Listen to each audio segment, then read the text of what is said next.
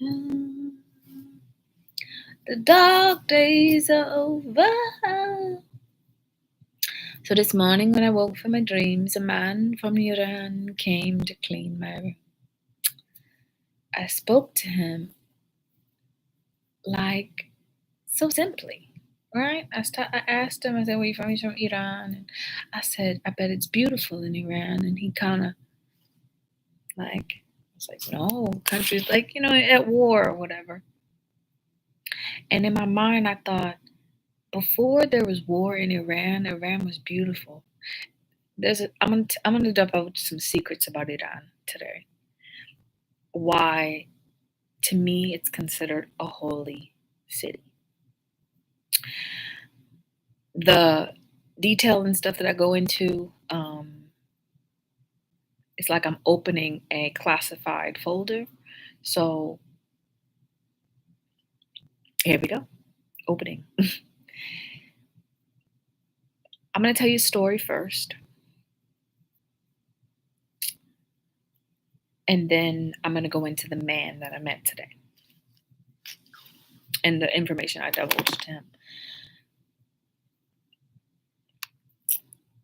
The reason it's called Iran, from my perspective of the New World, is because I ran there as a refugee a long time ago. I was at war with the European Empire, and I had to find a place to hide. And I ran to a lot of nations, and none of them took me in but Iran. I was escaping some very tumultuous rocks who were attempting to steal my socks. Decode at will, decode at will. I met this prince who was then to be king. He was to be ushered into kingdom, but I didn't meet him yet. When I ran there, I ran with a lot of treasures and golds and things like that. And I settled a tent city, like right outside of the border. But it was still under the protection of that king at that time. So I went into, this is very akin to that movie Aladdin. Very akin, but flipped. I went into town to see how safe it was. If I could maybe build something inside of the city to keep me warm, from the invaders that were coming. So if you think of war as a cancer, the European soldiers were the cancer, and I was the answer, and the cancer was trying to spread to my woods, but I was fighting against it. And I had many soldiers, this is a long, long time ago, many allies that were fighting back against the darkness that was birthed in the European Empire.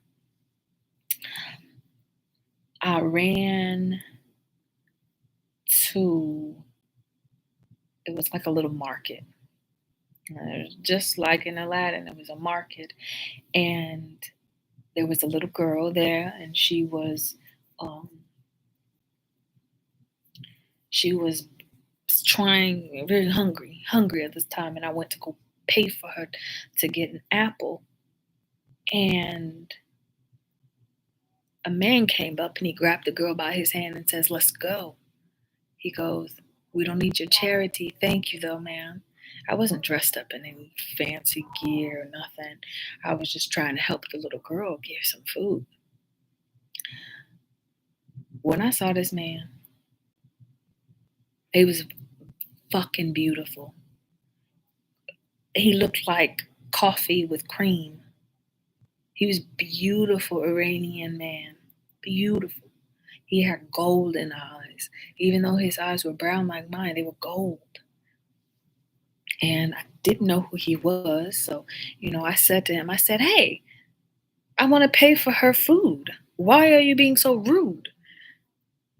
And he says, "How dare you address me that way?" And I said, "I will dress you anywhere I want. just very like hot. Like, and I started the fire around me.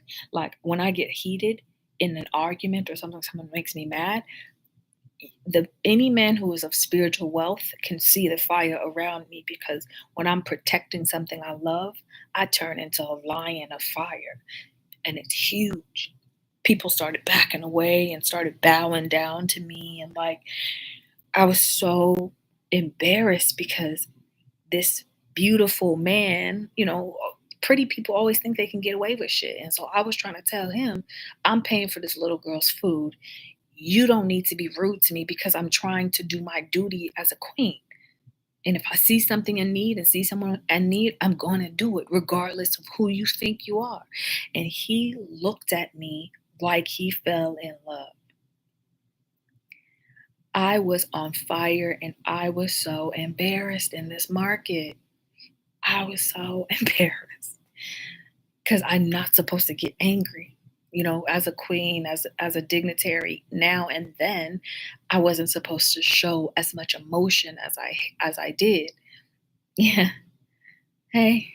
Yeah. The fire just all around me, and the guy came and bowed to me, and he hit the girl down, and he said, it was my apologies. He said, we have more than enough, and we don't need to take from the commoners. I was trying to tell her that, if she waited when we got home, she would have as many apples as she wanted. She can be like, always I want. When she goes to the market, she wants a lot of things, and we can, but I'm trying to teach, it's a teaching lesson for my sister that everything we see, we can't have. And so I was embarrassed.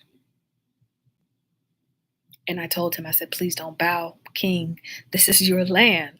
This is Iran. This is your land. Do not bow to me. And I was livid. I put my cape on, I wrapped, and I ran away. And this story is Cinderella as well. Aladdin and Cinderella mixed, because I accidentally fell out of my shoe when I was running because I was so embarrassed. I lost my shoe. It was like this golden little slipper, and it had a big diamond in the middle. It was my favorite fucking shoe. They were my favorite. I was so mad when I got back to my camp outside of Iran. I was so fucking mad that I lost my shoe, because that was my favorite shoe. And I couldn't go back to the land. I think it was like a Saudi Arabia or something like that, where the shoemaker made me this shoe out of my dream. I told him, I said, this is a dream of mine. I had a dream, and this is the shoe, and I want shoes this way. And he made it for me. And I gave him the materials, and we sat for hours playing on these fucking shoes for me, because I needed to walk quietly. And those were the only shoes that allowed me not to stomp, which would start the earthquakes, because I'm very heavy. So with the diamond always kept me quiet. So I got back to my like parish, like my little thing outside of the town. And I go inside to my tent, and I'm like, I was breathing hard. I was just like, I can't believe this happened. Like, I need to get my fucking shoe back because I only had one pair of these quiet shoes. Everywhere else, every other shoe that I had was made of gold. It would just weigh me down, or it was made of, ox tails or ox fur, and it would just allow me to trample and stampede like an ox. So when I lost those shoes, I was very upset. So I went into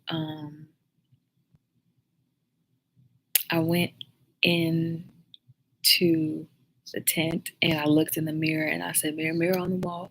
And I said, where's my shoe? And I saw this huge gold palace with beautiful, like, it was so gorgeous. And I'm like, wow. Anyway, a couple months later, there was an invitation that came to my door. and it said the king would like to invite you uh, to dinner inside of the castle, inside of the, it wasn't the pyramid at the time. The pyramid was specifically arranged in each county or each uh, place as where the alchemists would go. It wasn't where the princes and the princesses lived. It was the alchemy lab for the gods to do their work. So I was nervous because I was like, I don't know, I set myself on fire. Like I felt embarrassed and I was like, I don't think I'm going to go. But one of my sisters got an invitation as well from one of the king's sons as well. And she said we should just double date. So my sister is as beautiful as I, but she had white skin. I have dark skin. So she was red hair. She has red hair and white skin, and I have black skin and black hair. So we're like the opposites, but we're like the same energies, But she's considered my younger sister because she's like considered more of the Eve, and I'm more of the Lilith. So I'm her mother, but I'm also her sister. Um, so we ended up, going back into town and picking dresses and getting all done up and stuff like that. And this time I wore a red dress with rubies hanging from my ears as to remind him of the fire, but the red would help me to simmer down and just channel the fire inside of me to the red. So the dress was basically like alive. When I walked past, you could see like the crackling of the dress looked like fire because when I wore it, it came alive. And Iran is a special area, right? It's a special place because because of what's coded underneath it. There's another city under Iran that's coded for magic. Um, Basically, a hidden alchemy lab it was in Iran. I don't know if it's there now because I haven't been back, but so me and my sister pull up to this party, to this thing, and lots of people were there, in and out. And we come in and we have to go up these golden stairs, and it's a lot of them. So I'm really tired. Uh, and basically, like I'm climbing these stairs, and this time I wore shoes made of lion's mane, uh, so as to channel the power so that they know not to like kill me or poison me or anything like that. When I wore my lion shoes, I was impenetrable to uh, tricks of other people because the lion is considered the regalness of our reality. So if you kill something as regal as a lion, then your punishment would have been death forever. Almost a repeating death of the same circumstances. Like you wake up in the morning, you die. By the end of the day, get something violently like stabbed, and then you wake up in the morning, you do it all over again. So you would be in an eternal loop. So most people, if they saw that energy of a lion surrounding you, they knew not to kill you. Uh, you were protected under the lion, um, the Leo constellation, which is a repeating of death in certain aspects. So I go up, walking up, and we get to the door, and the party they escort us into the hall, the main beautiful hall, like chandeliers and diamonds everywhere. It was the most gorgeous thing. Like the decor there was beautiful because it was color and then not color and then gold and just it was very um, uh, so it's very like Arabian Night-esque energy. So I, you know, make the grand entrance, and then they introduce. They said, "Who are you?" And then I said, whatever energy I was going by that time. And then they allowed us to go, and we go sat and ate. Long story short, we ended up getting married on that same night. We met, me and the king of Iran. We got married with under a tree in Iran. It was so simple. We didn't have this big old grand thing. And he was already married, but he ended up divorcing all of his wives that night to pledge allegiance to me. Because that is just like saying, this is your kingdom. I don't even need to, I'm only ruling because you allow me to rule, right? And that's probably the smartest thing.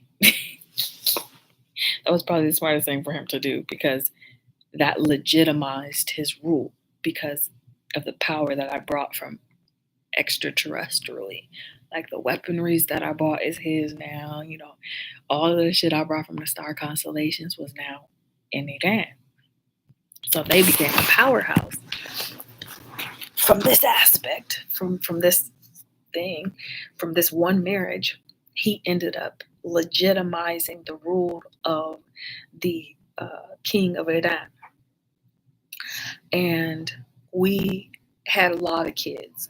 We had a lot of children after that, that ended up spreading to Afghanistan and Uzbekistan, and like they just spread out because we had to conquer more area to put more gold. Because in Iran, the more love that me and that king made, it was like fire and finding a chemical element to make gold. Me and him together, it made gold. So every time that we legitimized our union, a gold mine would be struck the next day, and someone say, "Hey, we found gold. Call the king. There's more gold." Every time we made love, so we would make a lot of love. We would make love all the time, and we would give all the gold to our children and make them, kings and queens of their area. One day, this white witch came. This white witch came to our house, and I treated her like normal, but she said an omen. She said an omen. She said an omen. Like whenever I got this omen or a dream. So before she came, I would have a dream, and then I got the omen. That means I had to leave because something was coming in to the area to kill. So I had to leave Iran. Long story short, I left Iran, and the king there and we still had a connection, but we never got back to that golden moment. It was the golden age. It was during the golden age. So we never got back to that. Whatever we have, he still was married to me, and I don't really know his story, the rest of the story.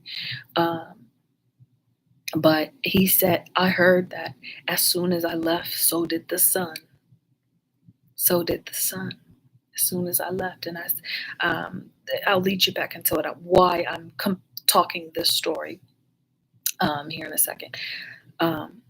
But I had to leave because I had two omens of white. Whenever I get two omens of white, because it's supposed to be a black omen and a white omen to show balance, but it was two omens of white, which meant that death was going to start coming in the area, and I had to flee.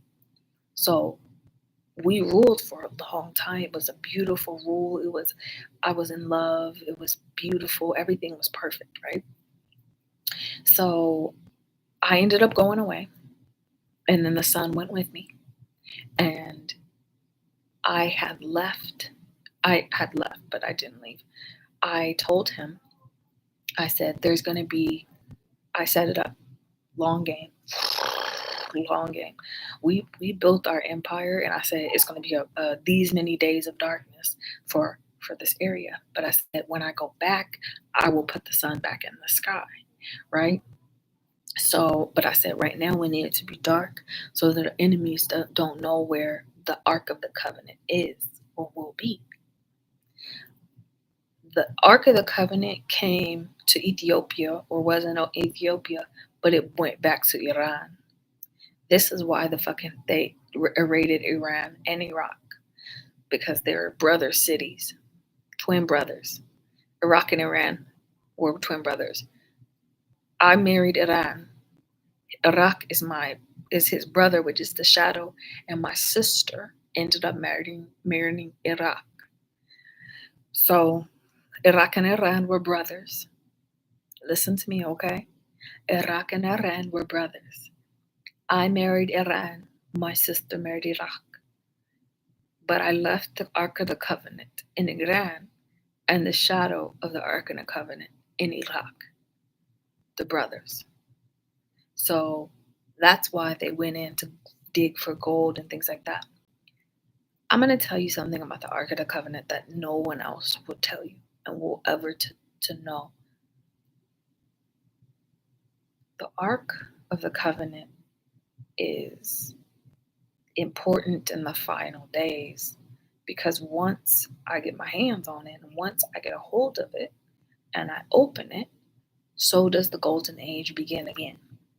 So the only reason they wanted to find the Ark of the Covenant was to stop the golden age from coming. But because gold is an advanced technology, it moves itself. The energy moves itself and it'll find ways to make other people move it for it, but no one could ever touch it because you have to have the golden print to get inside. So it's funny why they would even want to search for that, because you can't get inside of it. It's impossible because it's more advanced than our own brain. The Ark of the Covenant is so advanced that it knows everyone's steps before it moves. It's an alive thing. It's a living thing. It's a living thing. And it's the golden character that's like a robot, in Star Wars. It's like that, but more advanced. It's like it doesn't even exist on this planet. It only exists on the planet because I exist on the planet and it has to be with me, right? So the brothers,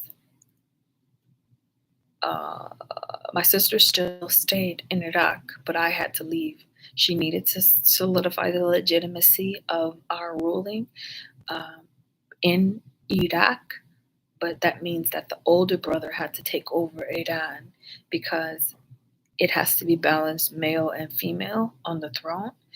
But the king ended up going back into the alchemy world where he ended up trying to search for our love.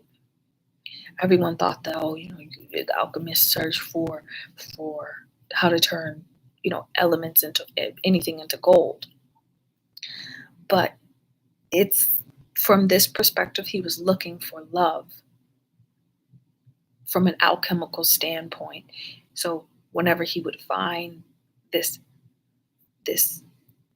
chemical element of cloud of gold, he would see like a mirror where I was, and he would check in on me and things like that. So once I ran away and the sun went away, my sister kept the covenant under the moon. So it wasn't until I returned back to Iran one day, I have to go to Iran and I have to take the oath back to the covenant, and then I have to open it and start the golden days again. And then I will meet a man, and he will be this, and he will know automatically that it's me. He will know because I look the same and I talk the same, and he will go back to his youth and he'll turn into a prince, and then he'll go back to kingdom because we'll get married again. And the golden days of Iran will return. Old world. I mean, I'm talking underground, old world. Then we're gonna. So let's go back. So I woke up this morning, and then I've seen this man enough times. I done forgot his name, but I was talking to him. I was like, because I'm channeling when I'm in his energy, I was channeling back to Iran and seeing what's going on. And of course, it's still war stricken. People are still, it's still not good. And I asked him, I said, tell me the frequency of the sun in Iran. And, I was like, describe the sun for me. And I said, because when I'm looking, it's dark. There's no sun, there's no shadow. He said to me, he goes, there is no sun. That gave me chills. I had chills when he said, there's no sun. There's no sun. And then I told him, the only reason that they're in Iran is because they're searching for the Ark of the Covenant, which came from Ethiopia.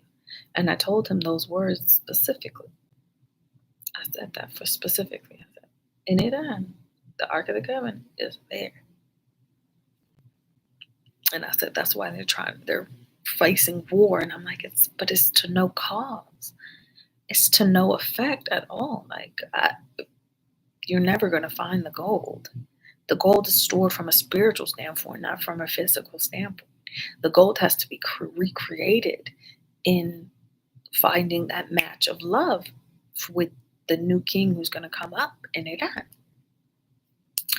So I told him that, and he mopped the floor and cleaned the room, and it gave me a sense. I kept saying thank you, thank you, thank you to him, but it gave me this sense of a longing for the old world. When I finished this parallel, I finished this story, I finished this energy. It made me long for those days where I was worshipped as the sun in Iran. Because I was always, I never was allowed to walk around the world with my full flame. Never. But because this Iranian king had so much love for me, he wanted to see me shine bright. Like he had no ego. He was willing to bow to me. That showed a lot of reverence to his people, to say that, this goddess has come to this area, not from this planet, to usher us into a better world. So why wouldn't I allow her to see my head? Because a king's head is the most important thing. That's why other kings get other kings to bow, so they could see the intentions of their kingdom. But it's a game of chess. So other kings are not supposed to bow to other kings. Other kings to other kings fought it out in the alchemy lab. They didn't fight in war, they fought in wits. They didn't fight in war, they fought in wits. And that's how peace was gathered, because they separated politics from the political environment of the search for freedom. Because in politics, you're ticking off certain two things, right? You are Apollo, you are the king of this area, and you are finding the the checklist of what needs to be done from the goddess, and you're ticking it off, right? But if you see that you have to do this and another king has to do this, and they come back to each other and they say, hey, I'm supposed to do this for the goddess and I'm supposed to do this for the goddess, it is their duty to find the balance within that task. It's very intricate, that their brains must meet to find the balance. Otherwise, if ego gets involved, so does war. And when war gets involved, the goddess takes the sun down. And both areas would have no sun, right? So he ended up going underground to do the search for gold, which is our love. And I haven't heard anything else. All I hear is what's going on, the war in Iraq, and refugees and all this kind of stuff. And that makes me really sad because if you guys would have been there during this time of peace in Iran, you would have been as close to God's country besides Washington. You would have been as close to a golden opportunity of seeing sunsets so beautiful that God painted them on her days off. You would have saw some beautiful art. You would have saw some beautiful art if you would have been in this time, because everything was beautiful. Everything was beautiful. There wasn't an ugly sight in that city. Even the trash was reutilized in beautiful things.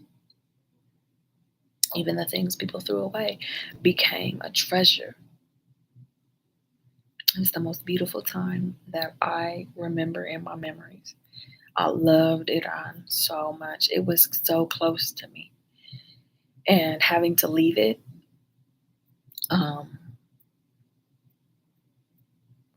was very hard for me. I settled in, I got complacent and settled. I was birthing and being happy every time I gave birth to a child from this king. He would take me to the top of a mountain and he would repropose to me and say, "You are virgin again. You are another version of yourself." He said, "For my children, you die and you come back to life." And he would take me to the highest point in all the world, in the mountain near there, and he would propose to me. And he would make it to be different every time, and it was like falling in love again with him. And then he would get a camel, and he would walk me down from the mountain. He would walk me with the camel in front of me all the way down the mountain while I'm carrying it. And then he would worship. He would have the people, like, not worship but give reverence to this camel because it carried me through the darkness, or it carried me down from the weighted exchange between our chemistry. So he would basically make that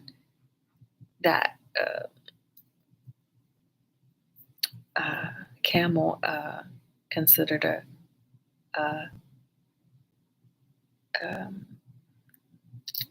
like a goddess figure,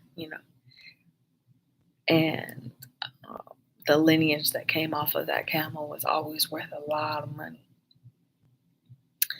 Always worth a lot of money, because the camel was what helped the goddess to descend from the highest point of death, which also is the same as life. So he was He was hella romantic. I ain't gonna lie to you. That man was beautifully romantic. Every time I woke up, every day I woke up, I was treated with hella reverence. He would wake me up before the sky. So I think it was like 3:33 a.m. He would wake me up every day because I had to rise the sun. And the only way he did that was to go to the water well. So basically open my legs and taste me. And taste me. And he tastes pure honey. Pure honey. Pure gold. Pure cinnamon. And he would call me, what did he call me? My kitten or something like that, tigress or something with a cat. I don't remember, but I'm trying to skip through all of his words and look at his lips, but I can't quite grasp it. It'll come to me later, but um, and that's how he would wake me up every morning, and I would be like, "Wow, that's nice." It was so gentle and like, he'd get his middle finger, swirl it around, alchemize it, and say, "Perfect." But then he would know everything for the rest of the day. It was almost like it was a it was his job almost, because he would see his opponent's attack. He would by tasting me, he would see the future, and he would arrange my day based on what he tasted. Uh-huh. He was good. I'll tell you that. He was good. Mm-hmm. And then we had some hard times too, with his ex-wives trying to kill me. I would get a snake in my dream. Anytime I got a snake, I had to lie low for a long time. Anytime I got a snake in a dream, that meant that poison was coming. So I had to fire everybody in the kitchen. I had to fire everybody in the house, re-go through screening and rehire everybody. And it was a fucking nightmare. He had like 21 wives. And when he met me, he divorced every single one of them, and all of them became famine stricken and peasants, and lost their gold and lost their teeth and lost their eyes, and very, very evil witch central. It wasn't because he didn't provide for them. He gave them all the gold that they wanted. Just paid the debts of all their family and everything like that. But it was the jealousy that made them age and made them stew. I'm telling you, jealousy is the worst drug. Jealousy is worse than any drug in the whole wide fucking world. Um, but the jealousy got to them, and that's why they would become decrepit and old and bats and things like that, because they allowed the jealousy to get to their heart, because they're like, at one point I was the queen of the world and goddess and reverenced and da da da, and all of a sudden this hussy came in and stole my husband, you know. But they were taking it more as, from a victim mentality, instead of saying, I saw love blossom between these two people, and they solidified peace in our country. They weren't looking at it from that perspective. They were mad. So when we got married, we had like 6 attempts at my life on one day. I didn't know much about it because I was too much in bliss, but all of the secret services and all them from all over, I had hella Sudanese guards. I love the Sudanese because they were warriors and they would kill themselves for me. If I asked one of my people, I'm like, yo, this attempt is gonna actually come through, and I would be so sad because I was like, I'm supposed to give my life for my people. That's my job. But instead, they started giving their life for me. And so I would always rebirth them into other things.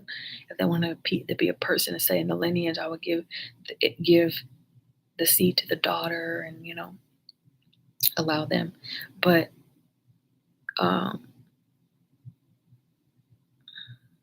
yeah, that was hard for me a lot of the times, because I wanted to go to them and be like, yo, we can take care of you. But I can't touch jealousy. I can't touch anybody that's jealous. This is why I always have to be the only wife, because the other wives would cause strife and then hang me or do things to me.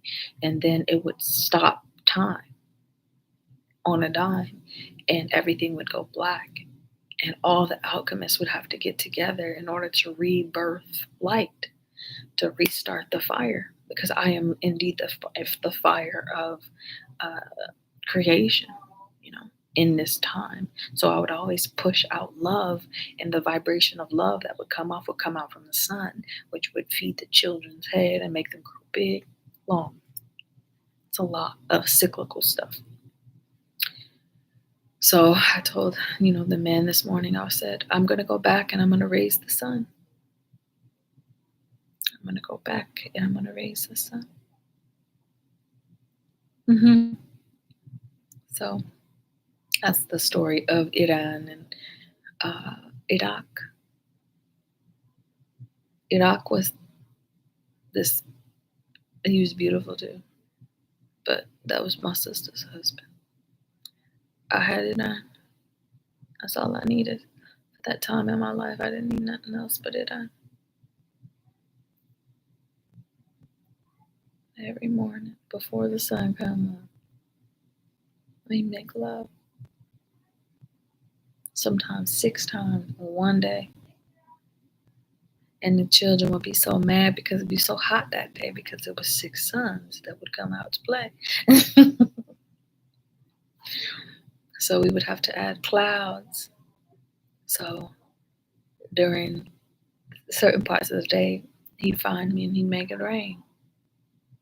He'd turn me over away from the sun and then bring me back down.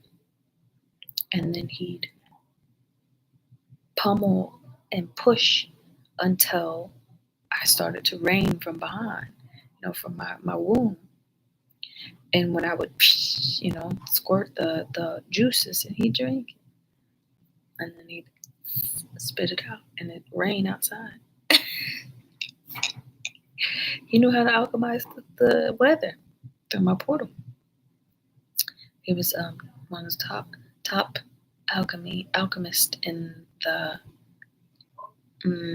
Middle East. And he'd make it rain. If the sun was out 6 times, he'd make it rain to give the children a little leeway from the hotness.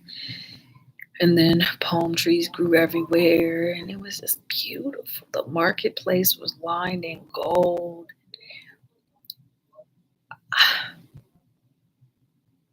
It was beautiful there. So sad to see it as it is now. It's kind of hurts a little bit. Kind of hurts. I tried to reach out to him. I think 2 or 3 years ago, but I couldn't find him. I would go to Hrithik through India. Hrithik Roshan. He's an actor there, and I would go through his section in India, and I would go underground, and I would go to Iran from a spiritual standpoint, and I couldn't find him. He was gone. I never know what happened to him. Can't channel to it. I can't find his energy. Nowhere. I can't. I want to kind of like Google and be like, who is the top, actors? Because most of the time they'd hide under the shadow of an actor or some famous, comedian or something like that. They would hide underneath that, but I couldn't find him. Even my best friend, who's Afghani, her name was Sabrina. She was a queen in Afghanistan, and she allowed me to channel through her aura to go to Iran to find him. But she ended up dying of kidney failure because I channeled into her energy so much, and it took a toll because she met a man who killed her with drugs. It was a mess. It made me very sad. But I always told them, I told the queens, I said, if your family ever goes to Americas, you will always be accepted in, no matter what government or regime or what's going on there. Your family will always be accepted in. A lot of the Afghanis who fled Afghanistan now were a part of the original treaty way back in the day through the bloodline of the Iran king, because all of our children spread, Afghanistan, all of that area was remnants of that one king. So she was technically one of my child's children for a long time ago. And she ended up being my best friend, but she ended up passing away. She's still in my clique, but it was really sad. It really hurt me a lot. Um, so yeah, I haven't found him. I haven't found him. There was this one Indian boy that kind of reminded me of him, Sajil. Sajil. He was a beautiful boy. He kind of had his energy, but it wasn't fully there. It wasn't fully there. Um,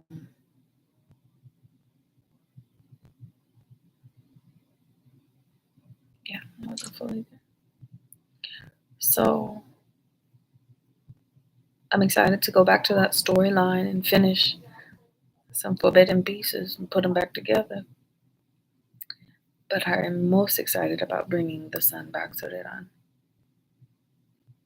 under new regime. I told him, I said, in 2 years, there's going to be a regime change there that's going to change a lot of shit. The politics are going to go away and all that kind of stuff, because as soon as they get organized and they establish a king, bring him back to his glory, everything will start flourishing. And then I will enter the city on a camel, and he'll take me up to the mountain and he'll propose to me. And we're going to start that whole golden era again. And the children will eat everything. There's going to be feasts. Like, I saw it. I've had dreams and dreams of it a long time ago. I'm just really mad at the United States government for going and doing what they did to the babies there. There's going to be a galactic meeting in about 21 days regarding Iran and Iraq. I'm talking about the aliens are coming type energy to meet with and hang the contributors of distress to that area, and all the snakes are going to go underground. I saw it. They're all going to go underground. But the thing is, the alchemists are underground, so they're going to cut their heads off and cut the crowns off for them messing with Iraq and Iran. And the United States is going to get big fucking mad, because they're going to be the top people and the army men and everybody that went into Iran and Iraq. Everyone who went into Iran and Iraq who stepped foot there are going to be considered fugitives. Even the ones who were just doing their job, on both sides, the Iraqi army and the military from whoever came in, all of them are going to be considered fugitives. And they are going to be hunted and killed. And I saw the blood on the streets. When I had my dream, I saw the blood on the streets. And it was some top fucking people who were murdered because of this. Because the Galactic Federation said that Iraq and Iran were... Ooh, a crow flew by the window. They said Iraq and Iran were akin to, like, they were a shadow of an old planetary system that was very important to the Galactic Federation. Because on Earth, the Earth is a shadow of a different planet, and how the states and everything move is based on the stars. So the planetary systems. So whatever city Iran in Iraq was a very big deal to the Galactic Federation. So the cancer that came in and the cancer that existed within are going to be gutted out, and it's going to get really, really hot, and it's going to burn the city down. I had hella dreams about this, but I never wanted to talk about it for some reason. I never wanted to talk about it because it still hurt. Because I miss him. Like I miss him, you know.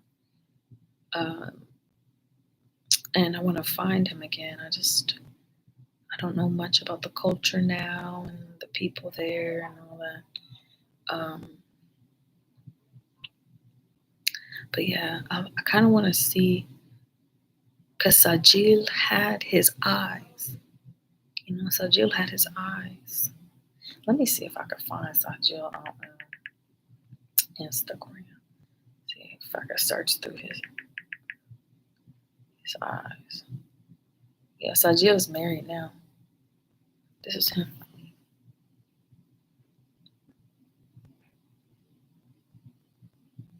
He looks just like him too. It's wild to me. It's so funny how genetics carries over. You know, very handsome. You know, boy, and he got married. You know, it's, yeah, it's funny. He still has his eyes and everything. Yeah, caramel complected boy from the 22s. Um, so I'm gonna go through his lineage and his DNA to figure out if I could keep searching for that king. Anyway, I think we're at 52:10. It's on a 7-Eleven. We're just on a 7-Eleven. That's so funny. Oh, that might be the oil. It might be an oil tycoon.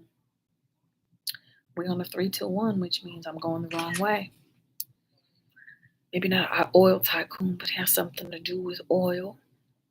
It might have something to do with oil and gold. Something to do with Saudi Arabia for some reason.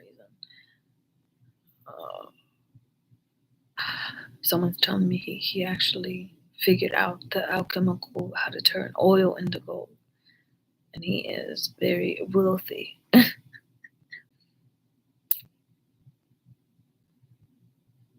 shit. He look good. Damn. Shit. All right. I think this is the end of the channel. I'm going to close this channel down and think a little bit about Iran and why one day I decided to run and seek refuge, and they gave me shelter. They gave me shelter and home. And it was destiny and fate, because the king just saw how I fought for the people that I love. I fight for the people that I love hard. I don't let them go. Just like I never let you go. Have a good day.